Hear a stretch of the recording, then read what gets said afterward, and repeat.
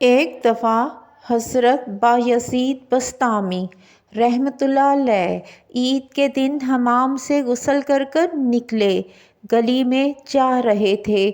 کسی نے ایک گھر سے بے خبری کے عالم میں ان کے سر پر بہت سی راکھ گرا دی۔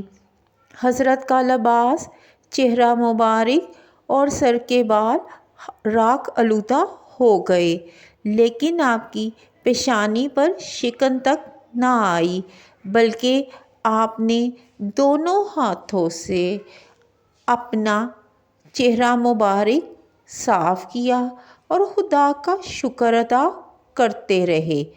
فرماتے تھے کہ اے نفس، میں تو دوزخ کے قابل ہوں، ذرا سی راکھ سے منہ کیوں بناؤں؟